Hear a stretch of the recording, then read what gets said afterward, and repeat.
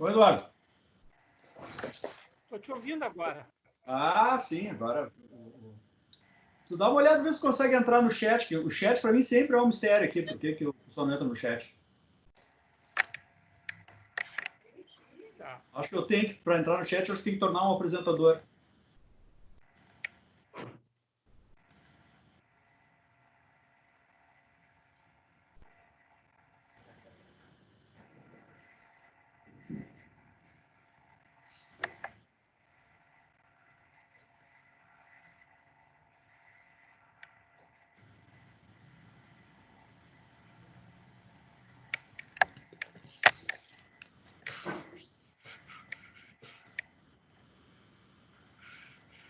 Bom, já está sendo gravado, então tá todo. Eu vou começando aos poucos aqui, então, à medida que o pessoal vai entrando, a gente também não tem nenhum problema muito relevante aí, porque eu vou buscando daí a informação. Tem mais alguém aqui?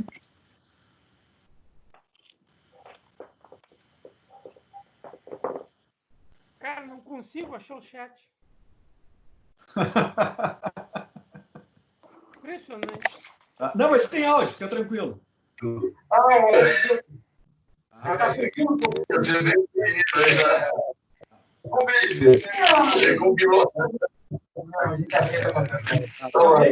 alguém com o áudio aberto aí, eu vou pedir só que... Obrigado. Falei, falou em modelo, top modo. Agora top modo de máscara. Tá, tem alguém com o áudio aberto aí, ó. Tá? Beth, tá ouvindo?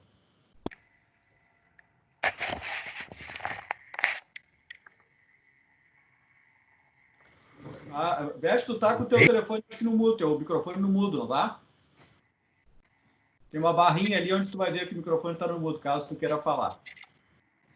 Senão tu vai pro chat. Vamos começar então.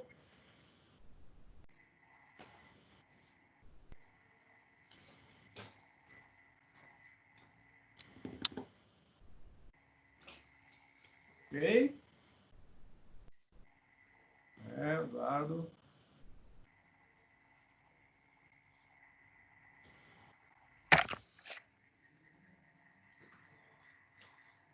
Beth, tá conseguindo ouvir?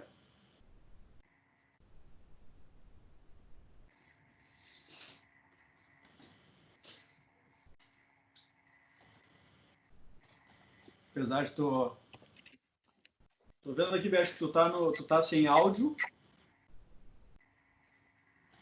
mas tá online.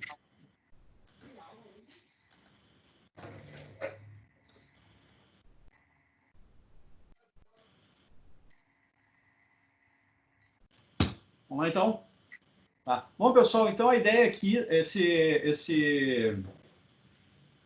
atividade aqui é uma atividade que a gente vem fazendo presencialmente já há algum bom tempo e ela tem aqui como objetivo ajudar os nossos amigos e nossos clientes a se organizarem e a conseguirem construir a sua forma de organizar o seu portfólio de investimentos, tá? Isso vai ser uma conversa no nível mais simples, tá? A gente não vai aprofundar muito em relação aos ativos em si, não faremos qualquer recomendação. A nossa ideia é ajudar vocês a formar a sua própria estrutura de pensamento em relação à construção de um portfólio, tá? Um portfólio de uma carteira de investimentos. E aí, durante a conversa, vocês vão verificar por que a gente fala em carteira de investimentos e não propriamente em um ativo, tá? Ou determinados ativos, o que é melhor ou o que é pior. E por que a gente faz essa atividade? Porque a gente inicia essa conversa sempre, que é a conversa que nós temos inicialmente sempre com todos os nossos clientes, tá? Porque o mercado financeiro, tá? Principalmente o mercado financeiro aqui no Brasil, a gente queira ou não, a gente está dentro do mercado, está dentro do sistema. No momento que alguém abre uma conta em banco, faz uma pólice de seguros, entrou dentro do mercado. Então, não tem como escapar. E esse mercado, tá? Esse sistema é um sistema muito bem estruturado, ele é muito bem organizado, e principalmente aqui no Brasil, que se não é o melhor estruturado, é um dos melhores estruturados que nós temos no mundo. E esse sistema, ele tem uma narrativa, ele tem uma história, ele tem uma construção. Só que o que acontece é que nem sempre essa narrativa, tá, ela vem de encontro àquilo que nós queremos e que nós precisamos, que nós buscamos no sistema financeiro e no mercado de capitais. Então, gera muitas vezes essa narrativa, ela acaba vindo contra os nossos interesses, criando uma situação de conflito de interesse, que é quando aquilo que nos é passado pelo agente financeiro não é exatamente aquilo que vai trazer benefício na construção da nossa carteira e na busca dos nossos objetivos. Então, basicamente, é sobre isso que a gente vai conversar aqui nesse workshop, e a construção da conversa vai ser a partir disso. Eu posso ser interrompido a qualquer momento, tá? Que vocês tiverem qualquer dúvida. A ideia é justamente que isso aqui acabe virando uma conversa, porque não tem um fim didático mais aprofundado, é uma informação e uma busca de respostas, ou pelo menos que vocês aprendam aí a fazer as perguntas certas quando tiverem que buscar alguma afirmação dentro daquilo que precisam saber dentro do mercado. Então, como que a gente começa? Então, o que a gente busca, em primeiro lugar, dentro do mercado financeiro? Quando nós ingressamos, quando a gente vai construir a nossa carteira, tá? Basicamente, tá?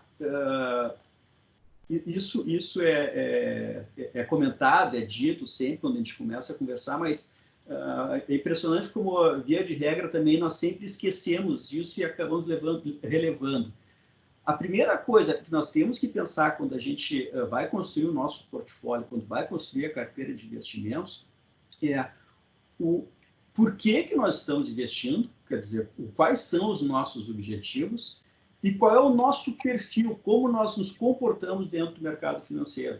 Essas questões são fundamentais e geralmente é aqui que começam os problemas. Quando o investidor não obedece o seu perfil, tá? Ele não, muitas vezes por desconhecimento dos produtos financeiros, e tampouco obedece os reais objetivos, o porquê que ele ingressou no mercado financeiro.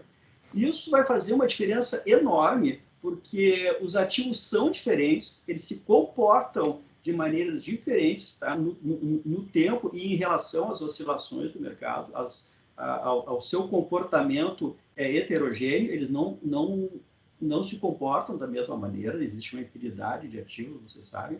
E se nós não levarmos em consideração o perfil e o objetivo, a nossa estrutura de investimento ela será frágil e sujeita a problemas, tá? E surpresas desagradáveis ao longo aí da nossa carreira como investidores. Então, começa por aí. Não é uma ideia de tentar acertar o mercado, mas sim de construir um portfólio, uma carteira de acordo com aquilo que realmente nós precisamos. E aí entra aquilo que eu comentei há pouco, que é o conflito de interesses. Quer dizer, muitas vezes nos oferecem produtos que aparentemente são muito bons, até pode ser mesmo, mas para o nosso momento de vida e para os nossos objetivos eles não fazem sentido. Então nós temos que buscar aquilo que realmente interessa para nós.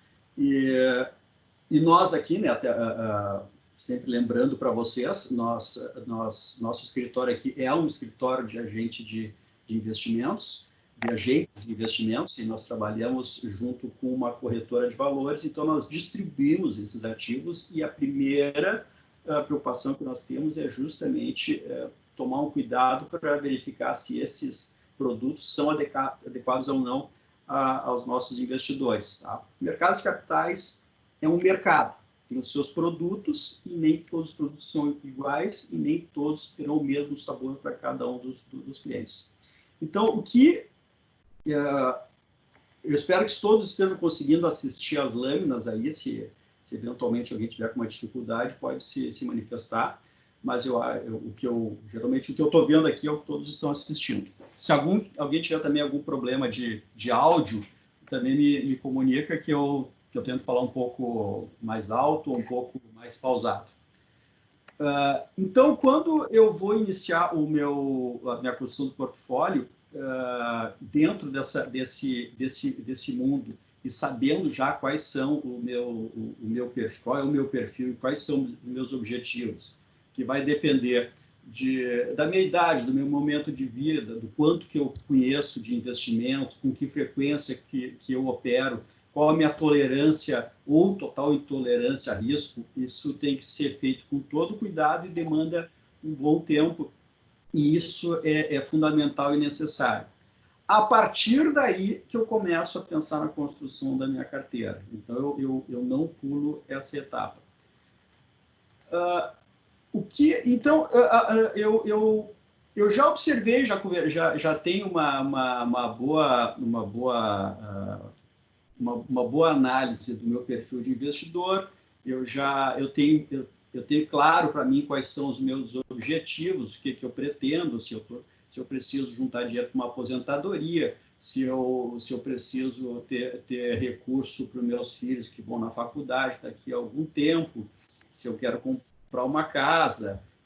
Eu já construí pelo menos um plano de voo. Então, aí eu começo a montar a estrutura dessa carteira. Para montar a estrutura, antes de saber o que são, antes de conhecer ativo por ativo, eu tenho que saber comparar o que cada um desses produtos significará dentro dessa minha estrutura de objetivos, perfil e objetivos, tá? Então, o que eu preciso saber para analisar o comportamento de um ativo? Tá? Vocês vão ver que não é muito difícil, não tem muita coisa que vocês precisam saber para verificar se determinado ativo é bom ou se ele é inadequado. Os fatores que eu preciso ter conhecimento, principalmente para que eu saiba analisar depois se a minha carteira está indo bem ou está indo mal, eles são poucos, tá? E a gente não deve se preocupar normalmente muito mais do que nisso que a gente vai conversar. Vocês vão ver que é simples, tá? E muitas vezes nos é dado uma apresentação de alguns produtos aí que até dificulta a compreensão, e sempre quando algo dificulta a compreensão é bom que a gente nem entre, porque as coisas têm que ser inteligíveis para nós. Então, o que eu preciso observar, tá, dentro do mercado para saber se aquilo que eu procuro tem um comportamento adequado ou não dentro da minha carteira? Então, a primeiras coisas que a gente tem que saber, quando eu quero saber se algo é bom ou é ruim, eu tenho que comparar isso com alguma coisa. E eu vou comparar com o quê? Existem 3 indicadores, tá, que nos interessam. E é isso, tá? Mais do que isso, no primeiro momento, é desnecessário, e isso aí já basta para que a gente tenha um bom entendimento daquilo que vai ocorrer com a nossa carteira. Eu tenho que saber, tomar conhecimento de taxa de juros, taxa de inflação e câmbio. E como é que esses 3 indicadores interagem? Primeiro indicador, a taxa de juros. Você já deve ter ouvido falar, porque está constantemente na mídia, a taxa Selic, a Selic. A taxa Selic, tá, é a taxa de juros básica da economia. Ela é determinada pelo Conselho de Política Monetária Nacional, que se reúne periodicamente e indica qual será a taxa de juros básica da economia. Na última reunião, ele determinou que é 3,75% ao ano. Então, esse é o primeiro número que eu tenho que saber quando eu vou comparar o meu investimento com alguma coisa. 3,75% é a taxa taxa Selic, que é a taxa básica da economia. Ela é também considerada a taxa livre de risco. Não que ela não tenha risco, mas ela remunera os títulos públicos federais que, ao fim, são os ativos tidos como mais seguros do mercado. Então, o melhor pagador para o dinheiro que eu vou emprestar é o Tesouro Nacional. E o Tesouro Nacional se propõe a me pagar 3,75% ao ano de remuneração. O que isso aí significa no primeiro momento? Bom, se o meu melhor pagador, a pessoa, a entidade para a qual eu empresto dinheiro, me paga, só atualizar o ingresso de mais uma pessoa aqui, irá pagar-me 3,75% ao ano de taxa de juros, quer dizer, o dinheiro é o retorno mais garantido que eu tenho. Isto significa que menos do que isso não é aceitável, porque qualquer outro, por melhor que seja o devedor, ele não é melhor que o Tesouro Nacional. Então, eu já tenho um parâmetro. Taxa básica de juros é a Selic determinada e indicada pelo Copom. Eu falo que é indicada porque, quando é lançado o 3,75, não é dito, né? Não significa que será 3,75. Acaba sendo porque o Tesouro Nacional é quem manda nas taxas da economia. Se ele disser que vai ser 3,75, ele vai trabalhar para essa taxa e vai acabar sendo 3,75. Então, é com isso que a gente trabalha. Tá? Então, ficou claro para vocês o que é a taxa Selic? Taxa Selic é a taxa básica de juros que remunera os títulos federais. O Estado, né, o Tesouro, ele precisa rolar a dívida pública, a gente está sempre devendo, né, e ele precisa pagar uma taxa de juros, e a taxa de juros que ele vai pagar, a taxa de juros que indica o pagamento desses títulos é 3,75% ao ano. Hoje, tá? Vai ter uma nova reunião do Copom, onde vai ser definida a nova taxa, aumenta ou sobe, ou ela se mantém. Isso vai ser público. Então, essa taxa vai perdurar até a próxima reunião do Copom.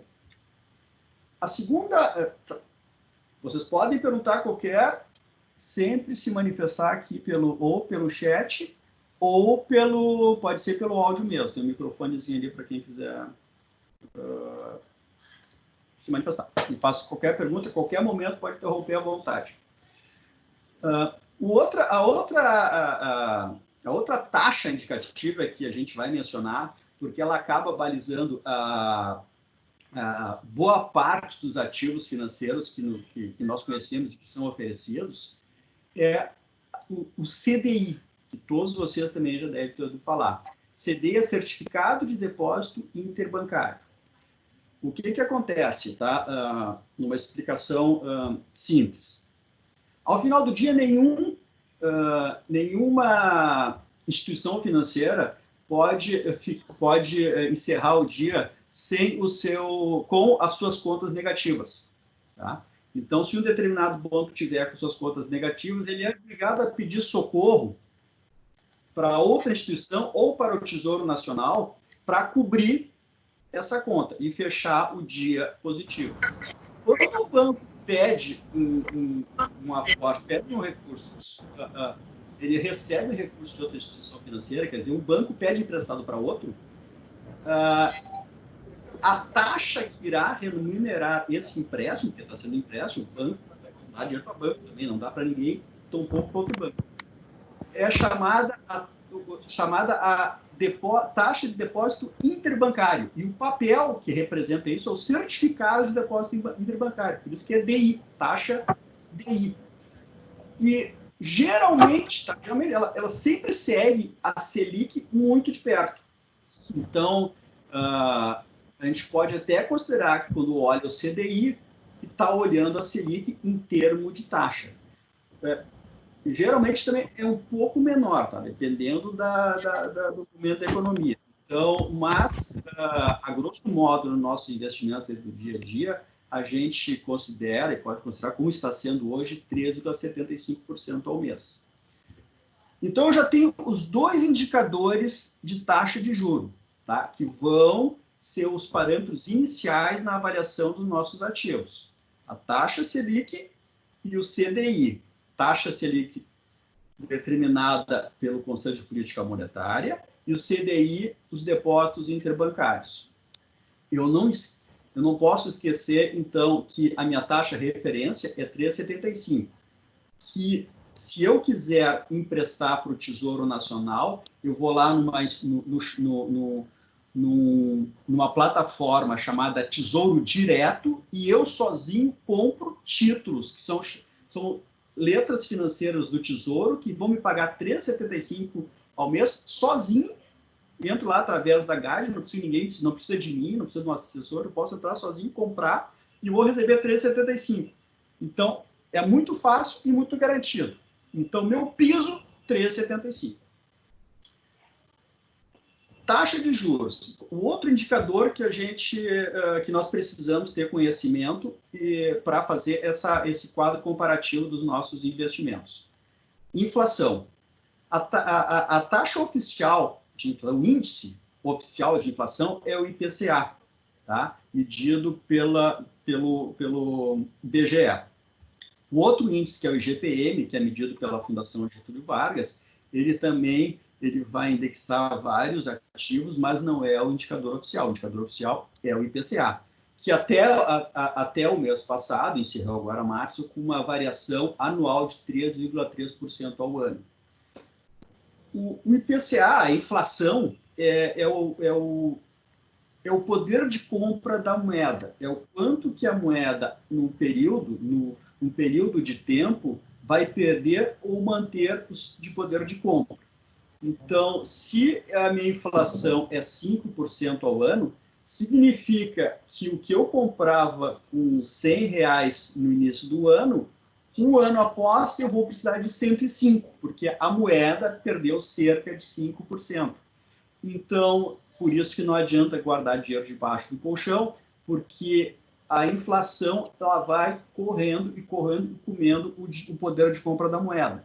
Então, eu tenho que saber disso, porque quando eu vou investir em algum ativo financeiro, eu tenho que saber se, pelo menos, ele me cobre o custo inflacionário. Porque mesmo que eu consiga uma rentabilidade positiva em algum ativo, se ele não me pagar pelo menos aquilo que a inflação está me tirando, ele não é um bom investimento, porque ao final de um tempo eu ganhei nominalmente, quer dizer, em números, algum valor, mas eu perdi de fato o poder de compra. Tá certo? Tá entendido? Eu peço sempre que façam qualquer manifestação aí pedindo para me repetir, que não tem problema algum, tá? Então, essa a taxa de inflação e a taxa de juros que nós conversamos.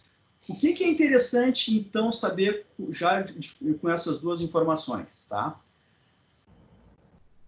Tanto a taxa de juros e a taxa de inflação, elas, de fato, elas acabam andando juntas, tá? Eu tendo uma boa informação do comportamento de uma, eu sei como a outra irá se comportar. Isso é interessante quando eu vou fazer minhas projeções de construção do meu portfólio, da minha carteira de investimentos. O Brasil, tá, e boa parte dos países sérios, tem metas de inflação. Então, significa que o Banco Central ele estabelece uma meta e vai perseguir, vai indicar para o mercado aquela meta de inflação que ele espera para fechar 2020, 2021, 2022. Então, com essas informações, também o mercado se prepara. Se o Banco Central está sinalizando uma taxa, um índice de inflação de 3,5%, 4%, a gente precisa ter a confiança que as autoridades monetárias irão trabalhar para que se alcance esse índice de inflação. Aí fica mais fácil que a gente construa o nosso cenário econômico, sabendo que as autoridades monetárias estão trabalhando para que ele ocorra. Aliás, a grande função do Banco Central, se não a única, que deveria talvez ser a única, é justamente manter e defender o poder de compra da moeda. O Banco Central é um defensor da moeda, e as ações que ele for tomar têm que ser sempre em defesa da moeda. Então, se ele estabelece uma taxa de inflação que ele considera adequada para determinada situação econômica, ele vai buscar essa taxa. Qual é a melhor arma que o Banco Central tem para buscar a taxa de inflação, para fazer com que a inflação caia ou que a inflação suba de acordo com a sua meta e de acordo com o cenário, com o comportamento atual do mercado? É a taxa de juros. No momento em que o Banco Central, através do Conselho de Política Monetária, observa que a inflação precisa ser condicionada menor ou maior, ele vai atuar com a taxa de juros, com a taxa Selic, aumentando ou diminuindo, para provocar o que nós chamamos de aumento ou diminuição da liquidez de moeda no mercado.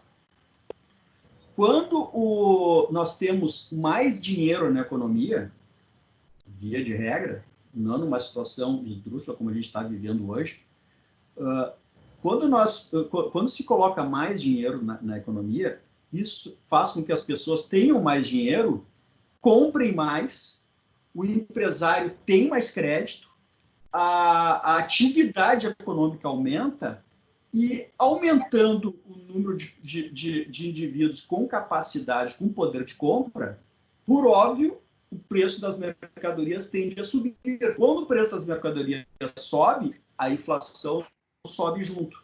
Então, quando o Conselho de Política Monetária baixa a taxa de juros, ele faz com que determinadas aplicações financeiras não sejam mais tão interessantes, ele faz com que haja um barateamento do crédito para os tomadores de crédito voltado à produção, e tudo isso aí vai gerando um aumento da atividade econômica, um aumento do consumo e provocando um aumento da inflação. Ao contrário, se ele quiser diminuir a atividade econômica e forçar para que a inflação baixe, ele provoca um aumento da taxa de juros, faz com que o dinheiro saia da economia e seja conduzido para investimentos, normalmente os próprios títulos públicos de longo prazo. Mais um aqui.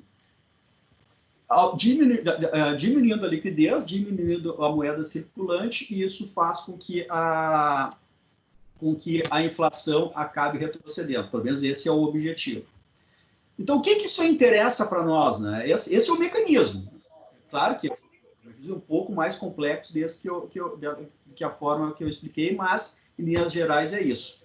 O que interessa para nós é que, quando eu vou construir a minha carteira, se eu estou observando que há uma tendência da atividade econômica continuar baixa, não ocorrer um aquecimento da economia, portanto, não há uma projeção, qualquer possibilidade de aumento de inflação, porque assim as pessoas não estão comprando, é muito difícil esperar que vá ocorrer um aumento de taxa de juros no curto e no médio prazo, a não ser por alguma distorção de mercado. Isso a gente vê com mais cuidado, mas não é uma situação assim tão comum. Geralmente, o que ocorre é isso, uma baixa atividade econômica vai provocando uma inflação baixa e, obrigatoriamente, vai fazendo com que o custo da moeda também tenha que ser reduzido.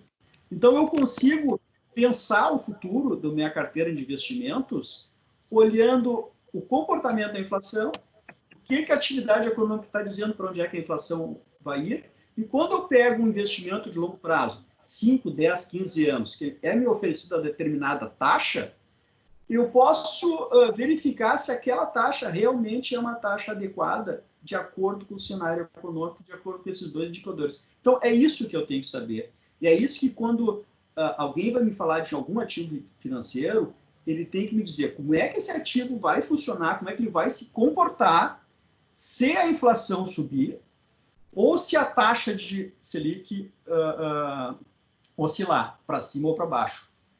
São só esses dois indicadores. Mais do que isso, mais gráfico, mais tabela, é muito mais alegoria do que o necessário, do que eu preciso saber. Então, se eu sento com o meu assessor de investimento, ele me oferece, ou me indica, ou me coloca à disposição para análise algum instrumento financeiro, eu pergunto, tá, mas e no caso de um IPCA subir, como é que esse ativo vai se comportar? Se o Copom diminuir a taxa de juros, o que acontece com esse meu ativo? Por exemplo, eu tenho um agente financeiro que me oferece um CDB, que é um título bancário, de crédito bancário, eu estou emprestando dinheiro para o banco, e ele me oferece 80% do CDI. E diz, olha, a taxa é excepcional para ti, que é meu amigo, eu gosto muito de ti. Eu sei que o CDI é 3,75. 80% de 3,75 é menos que 3,75.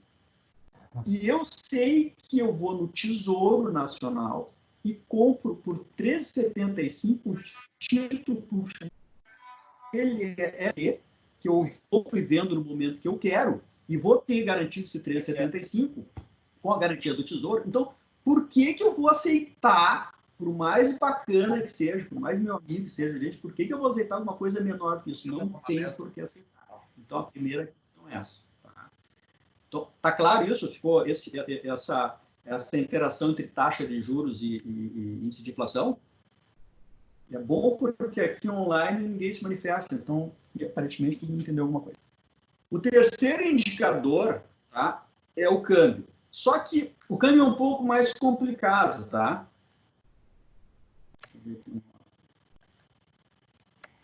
O câmbio é um pouquinho mais complicado, porque se do lado da taxa de juros eu tenho o Copom agindo, eu sei que ele está monitorando a taxa o índice de inflação.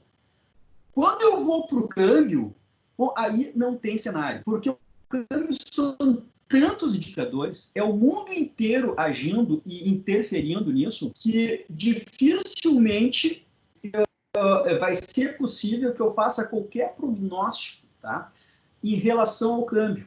Então, se eu não for um exportador, se eu não tiver uma viagem programada para daqui a algum tempo, se eu não tiver grande envolvimento cambial, eu posso ter parte da minha carteira indexada a câmbio com proteção, tá? Ou pode ser até uma parte com investimento no exterior, mas eu não posso nunca esperar uma política em cima de câmbio, porque há pouco tempo atrás vocês viram a quanto estava o dólar e ninguém esperava que ia subir e explodiu até assim. Agora está 5,25 hoje. Ninguém sabe quanto vai estar amanhã. Amanhã o Trump briga com o chinês, o câmbio estoura. O Putin faz um acordo com os árabes e o câmbio desce. O Bolsonaro demite o Mandetta e o câmbio sobe. Então, é muita coisa interferindo. Então, sempre quando alguém projetar para vocês um câmbio, tenham um certo cuidado. Se vocês precisarem de dinheiro para daqui a um ano, o aconselhável sempre é que vão comprando dólar, nem olha muito para a cotação, porque 5,25 é caro? É. Agora, eu não sei se vai para 5,50 ou se vai para 4,90. Não tem quem responda essa pergunta. Então, vá comprando. E se a pessoa está viajando, tem dinheiro com esse câmbio para viajar daqui a um ano, então compra logo os dólares e garante a viagem, pelo menos sabe que vai. Então, por isso que a gente comenta, o dólar é um indicador, claro, importantíssimo, mas nós não temos muito o que fazer com o câmbio. Então, não dá para colocar muito no plano. Se eu quero me proteger do câmbio, ele tem que estar na minha carteira com algum instrumento, algum título cambial, algum fundo indexado, ou algum título no exterior. Ele não é como a Selic e como o IPCA que estão aqui dentro. Tá? Então, em termos de indicadores, aquilo que eu preciso conhecer para avaliar a qualidade do meu ativo é só isso aqui. Mais do que isso é desnecessário. Tá? Mais do que isso é uma alegoria. E onde é que eu procuro essas informações? Tá? Além de elas estarem sendo toda hora. Existe toda a segunda, o Banco Central emite um relatório que é chamado que é um boletim que é chamado Focus. Tá? Nesse boletim, o Banco Central faz uma tomada de cenário de todos os agentes econômicos mais importantes do mercado. E eles vão informar o Banco Central quais são os seus prognósticos para esse ano e para o ano que vem em relação à inflação, taxa de juros, câmbio, IPCA, IGPM e PIB. E o Banco Central vai saber qual a expectativa, como é que o mercado financeiro está trabalhando e vai emitir esse boletim com essas informações. De posse dessas informações, o Banco Central guia a sua política.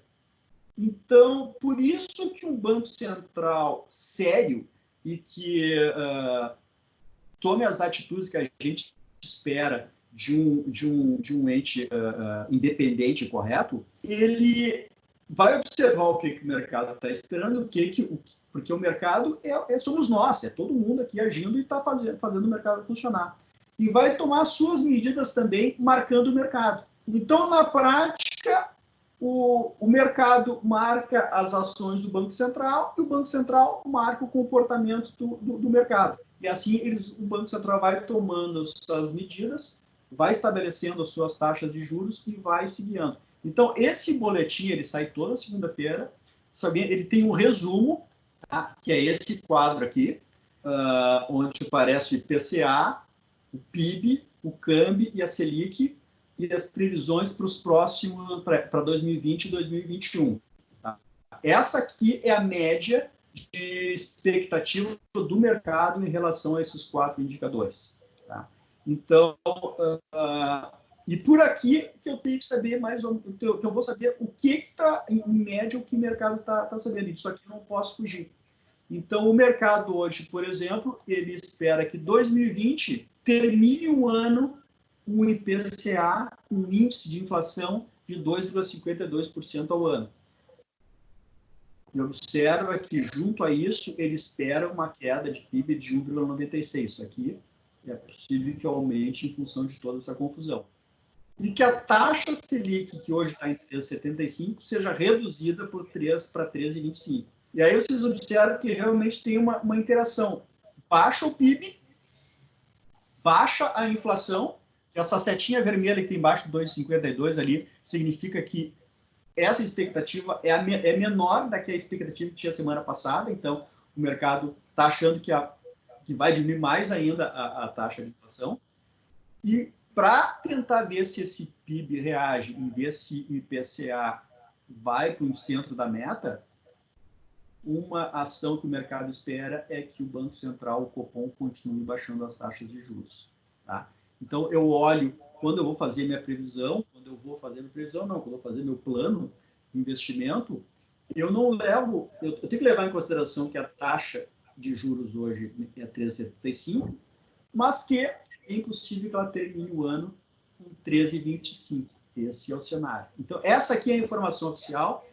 Toda segunda-feira sai essa tabelinha. Se vocês quiserem receber, podem ser amigos do Banco Central no Face, que ele publica lá no Face toda segunda-feira.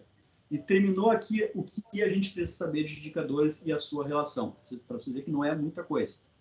E no que a gente ouve, parece nos apresentado como uma grande sofisticação. Romeu, tu não acha Oi? que essa expectativa aí tu não acha que essa expectativa está muito positiva em função do expectativa de câmbio? É, De não câmbio? acho que está muito positiva. de câmbio, porque aqui Não, está dizendo eu acho que é que o PIB, tá? De fato, tá? O PIB o que tem se falado somente nessa semana, não esquece que isso aí saiu na segunda-feira e foi parte de relatórios coletados semana passada. Tá? Então, essa semana o cenário já vai ficando um pouco diferente. Então, ele tende a empobrecer à medida que a questão do coronavírus vai se estendendo. O câmbio, ele tem os aspectos externos, tá? Principalmente, e alguns aspectos internos, que aqui para nós seria a saída de dólares do país, que, se eu não me engano, hoje ou ontem já começou pela primeira vez, depois de várias semanas aí, o balanço se tornou positivo de entrada entre entrada e saída de dólares. Mas eu também acho que o PIB, 1,95, como o Banco Central está prevendo aqui nesse relatório, ainda tá otimista, 1,96. Tá? Já tem instituições financeiras aí colocando em 4, né? Sim, o câmbio a 6, né? Mas o câmbio é mais complicado, né, Adriana? Por causa daquilo, a gente tem que tomar um cuidado. O câmbio são muitos fatores e não depende só da política interna, ele é bem mais complexo. Toda vez que eu vi alguém, se tu observar, é muito difícil acertar câmbio, né? Muito difícil. Sim, com certeza. Olha, tem uma bola de cristal para acertar. Então é melhor não tentar acertar, porque, né, se tu quer te proteger do câmbio, tu tem que buscar os instrumentos adequados, que é tanta coisa que pode... E se daqui a... Não sei, a China daqui a pouco pode começar a reagir de uma forma mais intensa do que está sendo hoje e melhorar a expectativa mundial, né? Então, eu acho que complica um pouco a gente também ser tão pessimista em relação ao câmbio. Pode ser que vá, pode ser, né? Mas não dá para ser vestal num momento sério desses, né? Tá certo, obrigado. Certo? Então, então isso em relação a indicadores, tá? E em relação a quando eu monto a minha carteira de investimentos, que eu já, pelo menos eu sei o que eu tenho que perguntar para quem for me mostrar os ativos, eu tenho que saber algumas questões referentes ao comportamento de cada um deles, que também não é muita coisa, tá? E basicamente são as mesmas questões para todo ativo. E por isso, a partir disso, que você não vê por que nós falamos em carteira de investimento e não em propriamente qual é o melhor ativo, qual é o pior ativo. O que interessa para nós é o portfólio. Existem 3 fatores, tá, que vão interferir, vão influenciar o comportamento de qualquer ativo, seja lá qual for. Tá? O retorno, tá, que é o quanto eu espero receber pelo dinheiro que eu investi. Eu invisto determinado valor, eu quero ter um retorno positivo em função daquele capital que eu disponibilizei. A liquidez, que é a dificuldade, a facilidade com que eu transformarei esse investimento novamente em dinheiro. E o risco, tá? Risco no mercado financeiro é volatilidade, é flutuação. Se alguém não sabia o que era volatilidade, está vendo agora. As coisas estão tendo variações de preço aí muito grandes em curto espaço de tempo. Caíram muito e agora estão andando de lado aí, mas também com uma variação muito grande. Então, essas três circunstâncias, tá? O retorno, a liquidez e o risco, vão influenciar todo o ativo, qualquer ativo. Problema, não existe nenhum ativo que eu consiga que esses 3 fatores venham em meu favor ao mesmo tempo. Eu sempre vou ter que abrir mão de algum deles. Então, se eu quiser, por exemplo, um alto retorno, ou eu vou abrir mão de liquidez, ou eu vou me expor a uma volatilidade, a um risco maior. Se eu quiser liquidez, se eu quiser ter um dinheiro que a qualquer momento eu posso sacar, ou eu vou me expor posso até me expor a um baixo risco, tá? Mas o meu retorno não vai ser adequado. Tá? Exemplo, a poupança, a caderneta de poupança, que é um ativo financeiro. Não tem volatilidade, é aquilo ali, eu sei quanto é que eu vou receber. Tem liquidez, tá? Obedecendo aqueles 30 dias ali de prazo, de rentabilidade ali, eu tenho certeza que eu vou poder tirar o dinheiro, mas o retorno é sofrível. Tá? Títulos de crédito, uma debenture, tá? Que é um título de crédito privado, que geralmente paga uma boa remuneração, tem baixa volatilidade, tá? Porque geralmente é indexado, inclusive, a uma taxa de inflação ou a uma taxa de juros.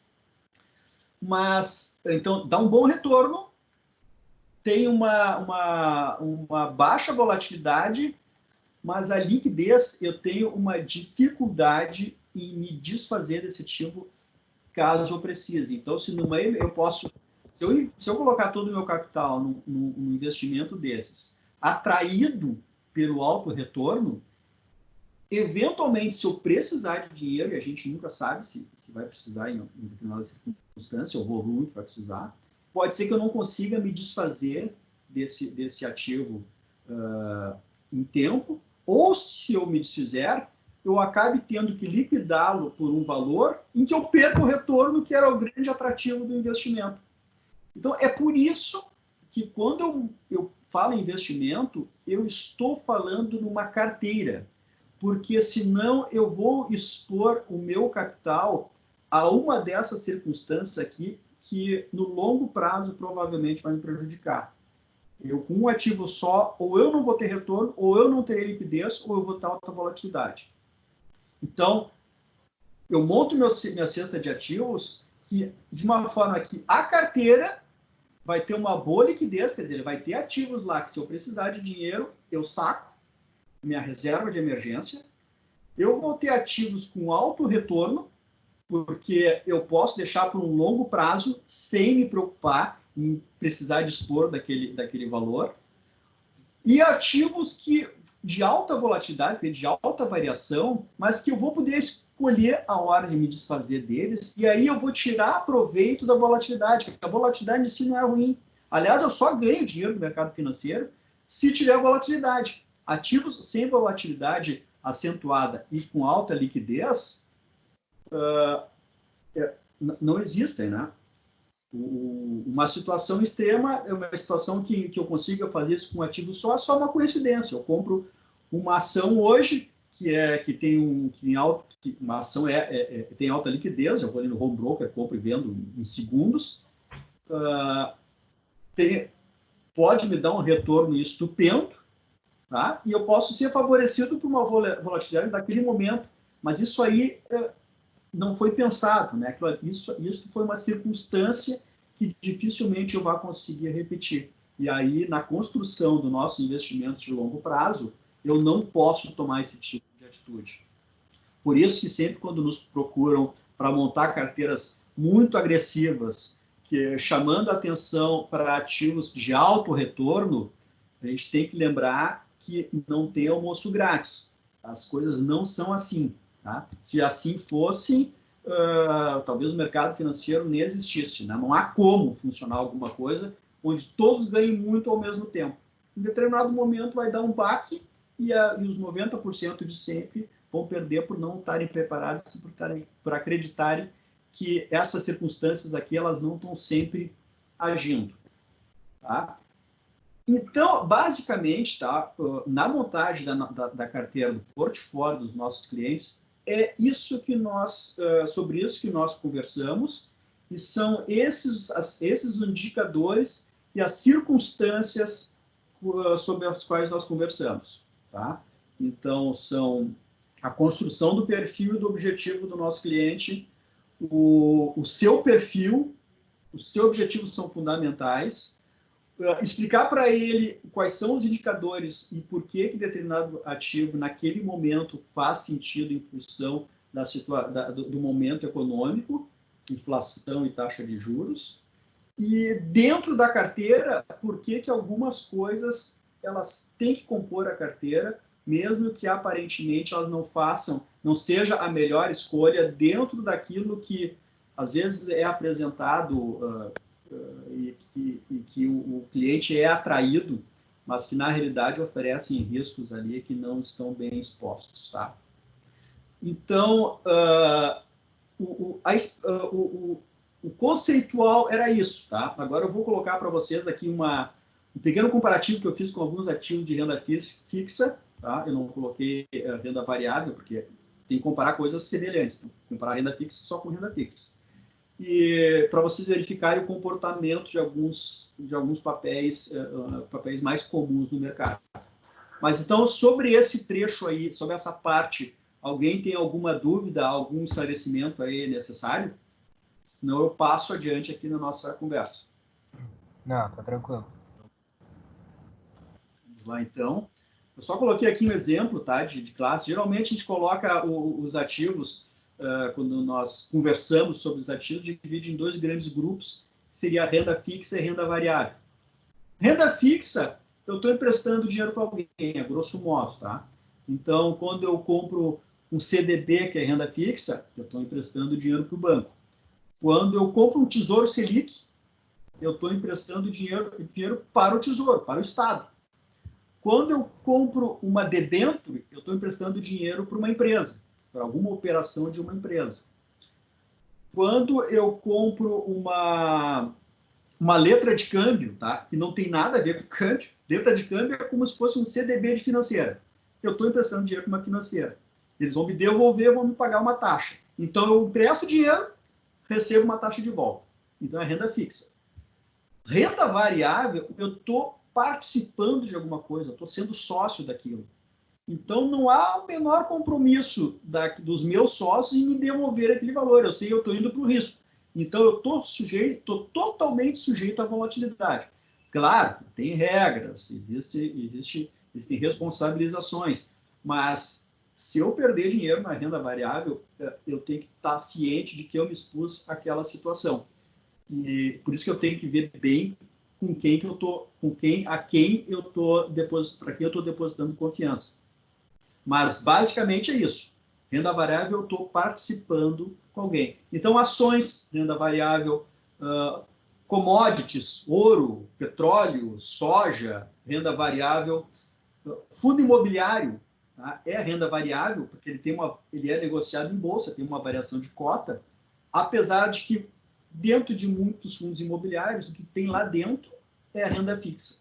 Então, eu tenho que olhar sempre, quando eu ouço a palavra fundo, eu tenho que abrir aquele cesto e ver o que tem dentro daquele fundo, para tirar minhas conclusões sobre aquele ativo. Tá? Aqui é só uma tabela, tá? Referente à tributação, mas aqui só para o esclarecimento de que a tributação, ao longo do tempo, em alguns ativos, ela vai ficando menor para incentivar um maior tempo de investimento do investidor. Tá? Isso aqui normalmente vale para fundos, para CDBs, esses instrumentos que são tributados. Essa tabela é uma tabela de domínio que depois eu envio para vocês um resumo dessa palestra com essa tabela aqui. Isso também é interessante saber, porque no curto prazo, dependendo do ativo, o professor ficar menos de 6 meses dentro de um ativo, eu vou pagar 22,5% de tributo, de imposto de renda sobre o meu ganho. Então, daqui a pouco, se eu tenho um ganho muito pequeno, ainda pago 22,5%, né, não vale a pena mesmo. Tá? E aí eu fiz aqui, então, um comparativo, tá? Que eu espero ter, porque essa tabela aqui eu estou sempre atualizando e espero ter acertado aqui na minha planilha com os cálculos. Tá? Então, eu comparo um comparativo de renda fixa de ativos bem conhecidos. Tá? A poupança, que todo mundo conhece, o LCI, que é um instrumento bancário, letra de crédito imobiliário, o CDB, que é outro instrumento bancário, o Tesouro Selic, que é o Tesouro, é o título, o Tesouro Selic, tá?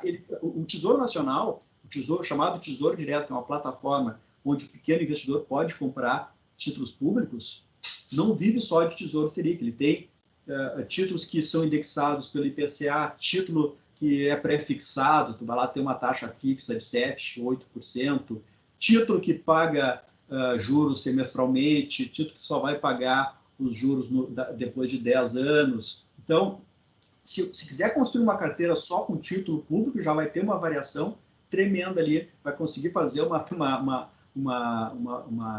uma carteira já bem diversificada só com título público. Então, o Tesouro Selic é o mais tradicional, porque é o que segue a LFT e é basicamente algo bem defensivo. Tá? O CRI Local Frio, tá? CRI, Certificado de Recebível Imobiliário. Isso aqui é um título de crédito privado. Local Frio é um centro de logística. Então, foi construído esse centro de logística e era necessário que se fizesse essa construção, só que quem queria operar, quem iria usar isso aí, não quer ser dono de centro de logística, não tem dinheiro, não é construtora, não quer construir, ele quer que alguém vá lá, construa para ele e deixe aquilo ali funcionando da maneira como ele quer. Então, para isso é feita uma operação e se constrói esse centro de logística, e para financiar essa infraestrutura, se emite um papel chamado CRI, Certificado de Recebível Imobiliário. Isso é colocado no mercado e as pessoas investem e pedem uma remuneração, é lógico, para poder investir nisso. Então, esse CRI da Local Frio é um papel que nós temos aqui na nossa carteira de muitos dos nossos clientes e que ele está sendo remunerado hoje no mercado pagando uma taxa de IPCA mais 5% ao ano. E um outro título público que eu coloquei aqui para... O negocinho aqui ficou bem em cima do... Que é uma nota do Tesouro Nacional. O Tesouro Selic é um título que ele vai pagar 100% da Selic, 3,75% ao ano. A NTNB é um outro... E a Selic eu vendo, se quiser comprar hoje e vender daqui a 3 dias, eu vendo daqui a 3 dias. A NTNB, ela tem um vencimento, essa aqui em 2035. Eu também posso comprar hoje e vender daqui a 3 dias, mas ela funciona assim, ó, eu vou comprá-la com uma determinada taxa, que hoje estava sendo, hoje o Tesouro está vendendo a IPCA mais 4,47% ao ano. O que o Tesouro me garante? Que em janeiro de 2035 ele me devolve esse dinheiro com essa taxa. Daqui até lá, se eu quiser sair antes, se eu quiser sair depois, eu estou sujeito ao mercado. Eu posso ganhar dinheiro, perder dinheiro, ganhar mais ou ganhar menos. Então, eu tenho que saber como funciona esse título. Não vou explicar aqui agora, porque demora um pouco de tempo.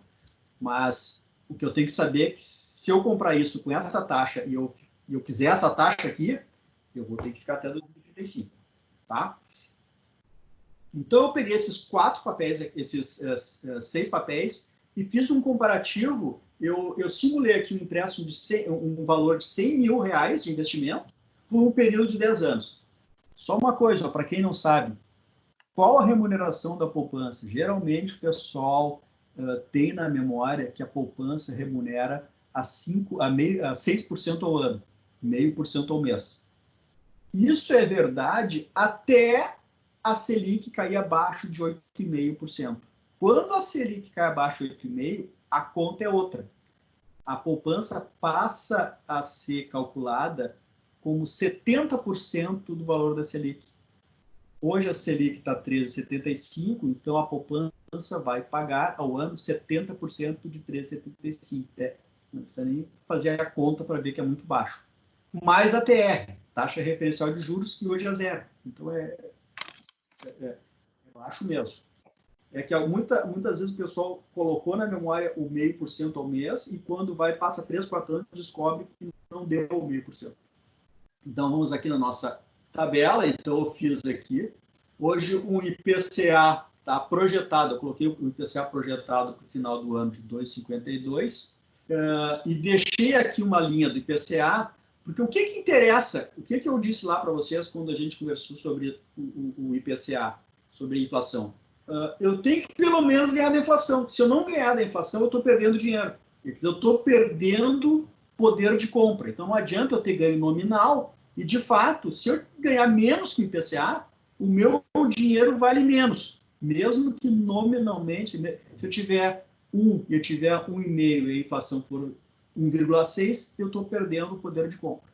Então, eu coloquei o IPCA como o balizador aqui da nossa planilha.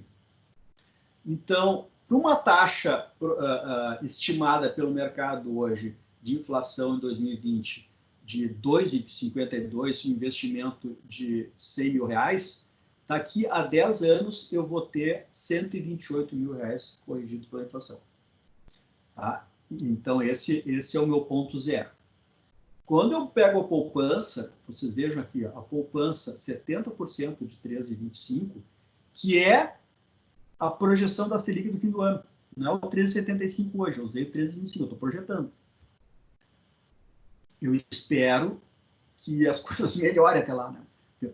Porque senão, o infeliz que colocar o dinheiro na poupança vai descobrir que ao final de 10 anos, se tudo correr como está correndo agora, ele vai ter perdido R$3 mil de poder de compra. É claro que isso aqui é uma simulação, levando em conta 10 anos, e as coisas não vão continuar assim em 10 anos. 10 anos é muito tempo. Quando eu for construir minha carteira, eu vou considerar que 10 anos é muito tempo e eu vou me proteger dessas oscilações. Isso é só para a gente comparar o comportamento dos ativos. Um LCI que paga 80%, um LCI de um banco grande, se for de um banco grande, tá? É o que eles vão oferecer para vocês. LCI, ele é isento de imposto de renda, assim como a poupança. Só que, ao contrário do outro produto bancário, que é o CDB, que paga imposto de renda dentro dessa tabela aqui que eu mostrei para vocês. Tá? Então, um LCI, se eu conseguir 80% do CDI, que aí é o indexador do banco, né? CDI projetado 13,25, 80% é 2,60, ao final de 10 anos eu vou ter ganho R$1.000. E aqui tem uma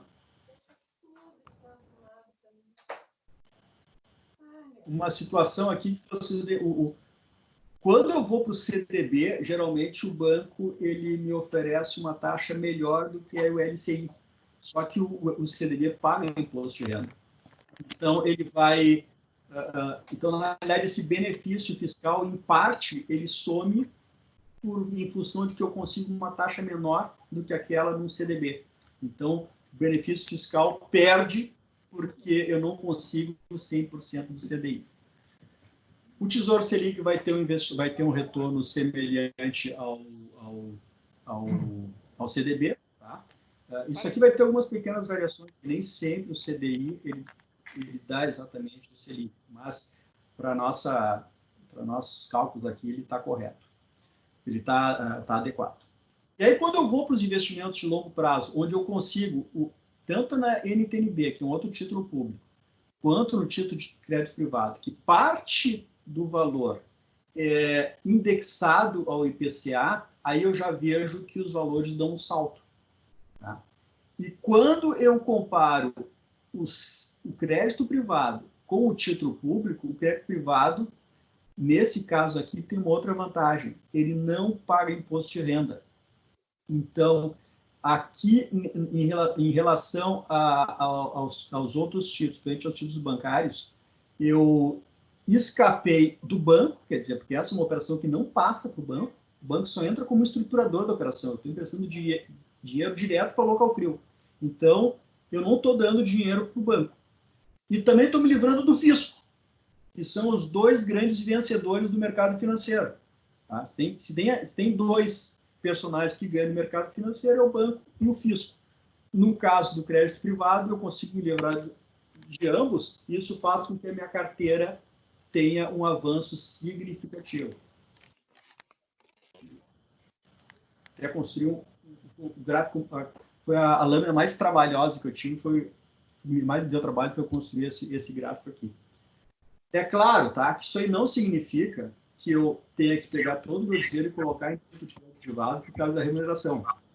A gente tem que lembrar, é um título de baixa liquidez, de fato eu não sei o que vai acontecer aqui nos próximos 10 anos, e ele é uma renda fixa. Pode ser que eu possa buscar remunerações melhores com parte do meu capital, aproveitando a volatilidade do mercado.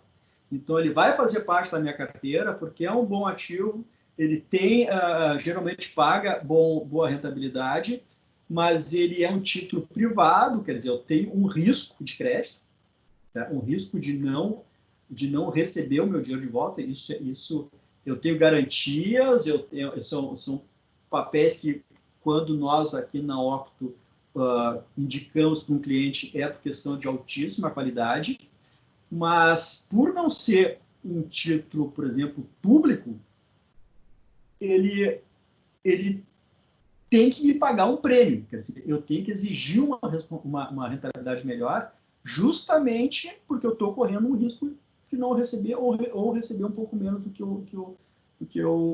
aquilo que foi pactuado. É difícil de acontecer? É difícil de acontecer. Mas eu não quero saber se é fácil, se é difícil. Eu vou cobrar para correr esse risco. Então, eu vou ter uma remuneração maior por causa disso. Eles não estão me pagando uma remuneração maior porque eles me acham bacana, acham que o investidor é um cara legal e querem ajudar. Só mais uma coisa, tá, que eu não mencionei quando eu falei do CDB, e que geralmente o pessoal pergunta. Fundo garantidor de crédito. Fundo garantidor de crédito é apenas para ativos, apenas para papéis bancários. CDB, LCI, LCA, poupança. Poupança está dentro disso, só que tá. Mas é assim, CDB, LCI, LCA é coberto pelo Fundo Garantidor de Crédito, tá? Até R$250 mil em até 4 instituições financeiras. Eu posso ter R$1 milhão em 4 bancos diferentes que eu vou estar seguro. O que significa isso? Se eu estou protegido e eu tenho R$250 mil, quando eu for comprar um CDB, eu tenho que olhar taxa. Porque o Fundo Garantidor de Crédito, ele está garantindo aquela aplicação. Então, se ele me garante a aplicação, seja lá no Bradesco, ou seja no Banco J, provavelmente o Banco J vai me oferecer uma taxa mais atrativa, porque ele tem maior dificuldade de captação. Os clientes dos grandes bancos, eles compram, a maioria compra alguns ativos que não tem a menor ideia do que estão comprando, qual é a taxa, e às vezes vem até atrelado com outro pacote de produtos. Então, Fundo Garantidor de Crédito, só para lembrar então, como ele garante, ele me dá a vantagem de eu poder ir atrás de taxa, seja em que instituição financeira estiver. Bom, pessoal, então é sobre isso, tá? A gente não indicou nada, nós não fizemos indicação de produtos financeiros. O comparativo que a gente fez aqui, mesmo do ativo que deu melhor resultado, a gente manda o pessoal tomar muito cuidado, porque não é uma indicação, tá? É só uma comparação, porque ninguém tem, como a Adriana falou, ninguém tem bola de cristal para saber para onde as coisas vão. Mas na construção da carteira, é a carteira que vai nos proteger. É o portfólio e a força da diversificação que vai proteger a nossa carteira. E a gente vai comprar os nossos ativos como compra qualquer mercadoria. Mercado de capitais é mercado, capital é um produto. Então, eu coloco na minha cesta aquilo que é bom. Então, eu tenho que tomar cuidado quando eu comprar. Se eu comprar um bom ativo, eu compro e vou dormir sossegado. Eu não vou ficar todo dia olhando cotação, querendo saber se subiu ou se desceu, se o Mandetta foi demitido ou não foi. Eu sei que aquilo que eu comprei, quando eu comprei, eu tomei todo o cuidado possível, eu analisei, eu verifiquei que tinha fundamento e que, indiferente das oscilações de mercado, continua sendo um bom ativo. E se, eventualmente, um deles deixar de ser um bom ativo, a minha carteira é composta de um número razoável de ativos que façam com que ela esteja protegida de um problema de um determinado papel, tá? Então, o que eu queria falar o que eu tinha para falar era sobre isso, tá? Então, essa é a nossa preocupação aqui na Octo, fazer com que os nossos clientes eles tenham uma boa visão de como funciona o mercado, de que são cada um dos ativos. E aí estamos aí à disposição de todos aí para quando quiserem conhecer melhor o mercado financeiro, aí sim, os ativos que compõem o mercado, como o mercado está se comportando hoje, estamos aí à disposição. Então, eu aqui já estou encerrando. Se alguém algum de vocês aí quiser fazer mais alguma colocação, eu estou aqui à disposição, senão vamos dar por encerrado nossa atividade. Tudo certo aí? Tudo certo, e Walter? Tudo tranquilo, Renan? Consegue me ouvir, Romeu? Sim, senhor. Queria te perguntar o seguinte, então, assim, ó, eu tenho mais ou menos uma ideia, mas para esclarecer, já que falamos desse assunto aí, existe um valor, assim, um número X, que um título do Tesouro Direto passa a ser atraente. Eu digo assim, por exemplo, tu citou o exemplo de 2035 ali. Existe assim, para esse título, a partir de 4% ele se torna atraente, 4,5%, 5%. Existe um número assim ideal? Esse número, tá, ele não saiu do nada, tá? Ele sai justamente do fato de o mercado estar procurando maior ou menor liquidez. Ele hoje está pagando 13,75 justamente porque o Estado, o Tesouro está buscando baixar uma taxa de juros para ver se dá uma melhoradinha aí na situação econômica que está bem ruim. Quando tu tem que observar o futuro e quais são as projeções dentro da taxa de inflação e de como a economia está se comportando, tá? Então, quando tu pega no curto prazo, um valor desses aí é o valor que o mercado está operando. Só que no longo prazo, dificilmente uma taxa dessas ela vai ser interessante porque ela é muito baixa, né? Então, daqui a 10 anos, a volatilidade vai fazer com que isso aí sofra oscilações. Então, o Tesouro Selic ele tem a vantagem de ele acompanhar, quer dizer, ele vai subir junto com a taxa de inflação, mas se tu for comparar, por exemplo, um papel pré-fixado hoje a 6%, hoje é um excelente negócio, tá? Daqui a 4 anos pode ser uma desgraça. Tá?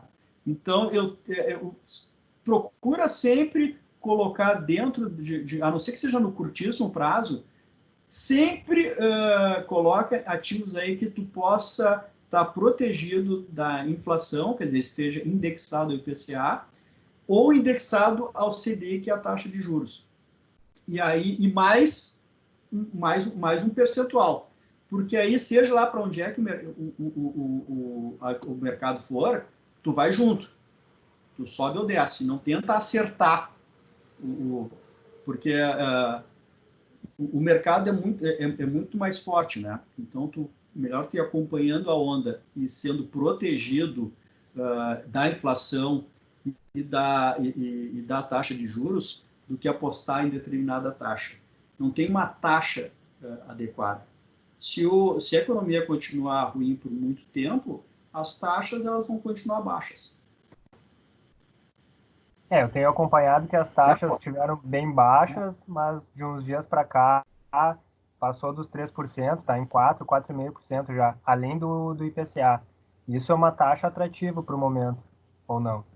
É que assim, ó, ela deu aquele pulo lá no meio de março, quando teve toda aquela queda lá do coronavírus, que aconteceu, que a gente chama de abertura da curva, tá? A relação entre as taxas de longo prazo e as taxas de curto prazo, ela aumentou a diferença entre uma e outra, de um período para outro. Elas começaram a dar uma estreitada, tá? Mas sempre quando elas começam a longo prazo a mostrar uma abertura, está indicando que o mercado imagina que vá subir no longo prazo. E a gente está falando de 4, 5, 6 anos ou mais. Então, algo que tem que ser levado em consideração é isso. A abertura do juro futuro. Mas isso é algo que a gente tem que conversar com mais cuidado, tá? Porque uma coisa é o juro como está hoje e aquela expectativa daqui a algum tempo. Então, é muito difícil tentar acertar isso. Por isso que eu digo para o investidor comum, que não está todo dia operando, que não está todo dia acompanhando curva de juro, é muito melhor ele se proteger através dos indicadores de inflação e juro do que apostar numa taxa de juros maior ou menor quando ele talvez não tenha essa informação e ele não possa ficar seguindo o mercado dia a dia em relação a isso. Certo. Certo?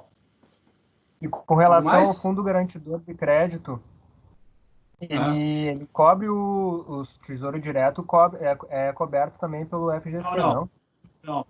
Não. Mas é o Tesouro, assim, ó, tu pensa o Tesouro, tá? Se o Tesouro não te pagar, é porque o resto da economia já ruiu faz tempo. Sim.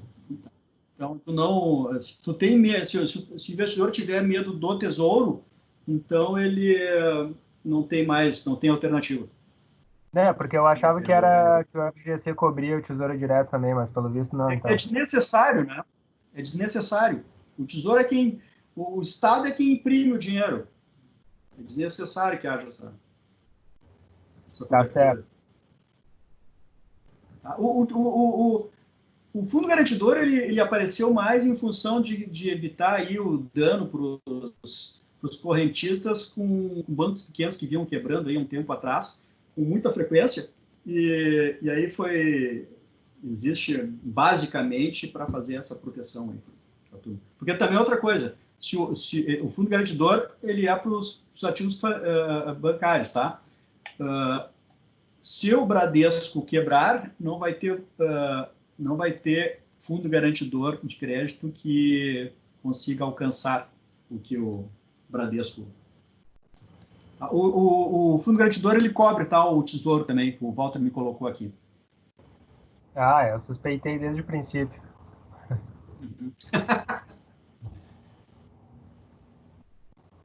Eu não falei isso não, Romeu. Não, deixa eu fazer uma correção, tá?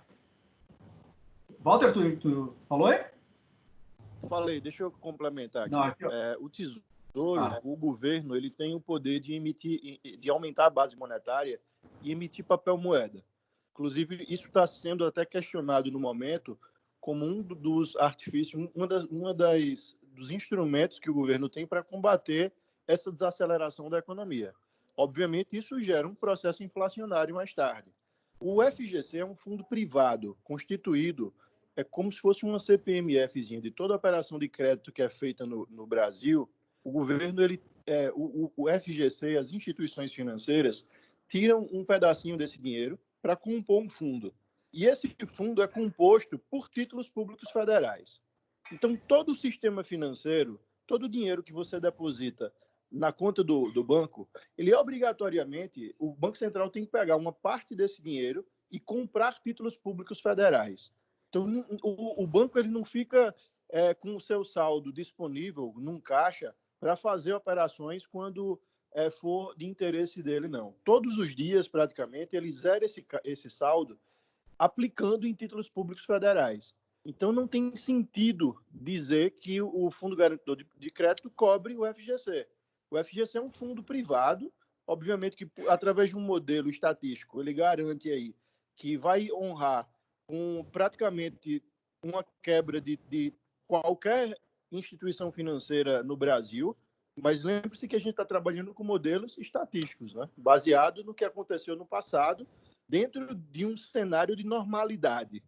Eu também não acredito que o FGC, se uma quebra de um banco do tamanho do Banco do Brasil, do Itaú, eu acho que o FGC, eu acho que todo o sistema financeiro entraria em colapso. Então, não faz sentido o Fundo Garantidor de Crédito cobrir o Tesouro. O Tesouro ele pode emitir papel moeda. Então, realmente, como o Romeu falou no início, o título mais seguro e mais líquido que existe no mercado financeiro. Então, qualquer título que não seja um LFT, ele tem que ter um prêmio de risco, qualquer que seja ele. Espero que eu tenha contribuído com alguma coisa. Perfeito. Claro. E parabéns aí, Romeu. Certo, foi Renan? muito bom. Obrigado. Certo, Renan? Certo.